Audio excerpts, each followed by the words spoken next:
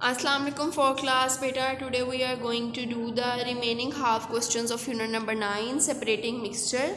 So the question number 3 is define sedimentation. के sedimentation की definition लिखें. Sedimentation, the method which is used to separate the insoluble solid particles from the liquid is called sedimentation.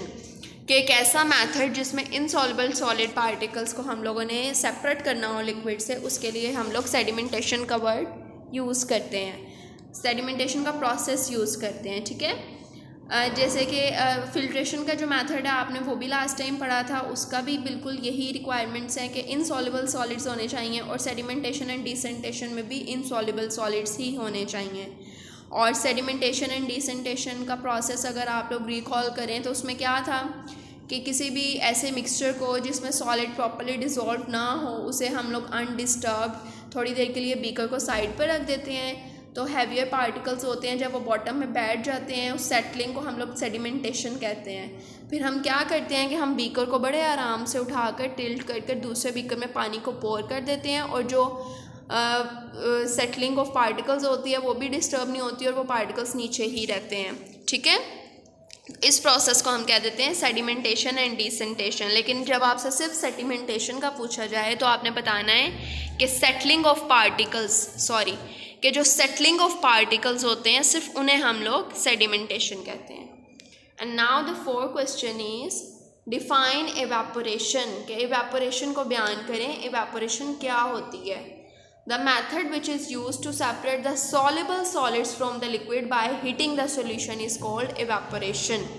अब इसकी requirement बाकी दोनों से different है कि इसमें क्या होंगे पार्टिकल्स, सॉल्युबल सॉलिड्स होंगे। ठीक है, सॉल्युबल सॉलिड्स मींस कि वो हल हुए हुए होंगे, और उन्हें हम कैसे सेपरेट आउट करेंगे कि एक ऐसी चीज़ जो कि किसी भी लिक्विड के अंदर प्रॉपर्ली डिजोल्व है, तो उसे सेपरेट करने के लिए हम उसे हीट करेंगे। जब हीट अप करेंगे तो जो लिक्विड होगा अंदर से वो वेपर्स बनकर इवापोरेट हो जाएगा, और जो हमारे पास डिज़ोल्व हुआ सब्सटेंस होता है वो पेंदे में रह जाता है।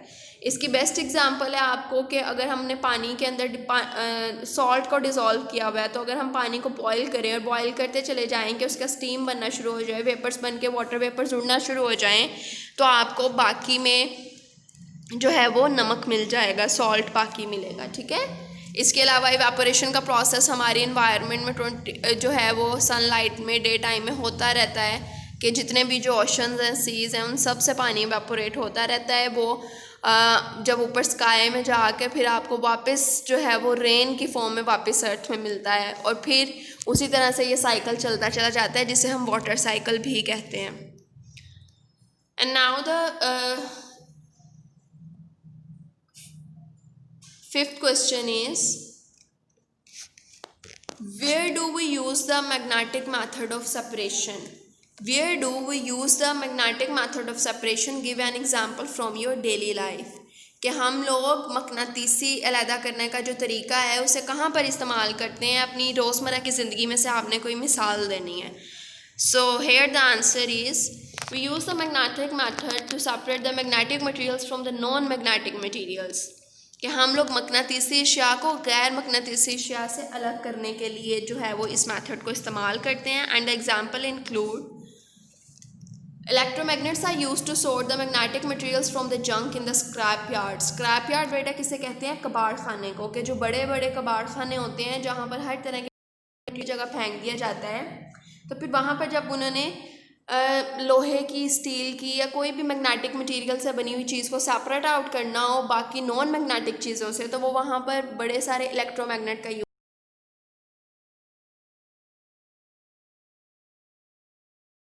कर बरकी मकनातीस। ठीक है, तो उस बरकी मकनातीस को यूज़ करते हुए जो है हम लोग फिर मैग्नेटिक मटेरियल्स को नॉन मैग्नेटिक मटेरियल से सेपरेट आउट करते हैं।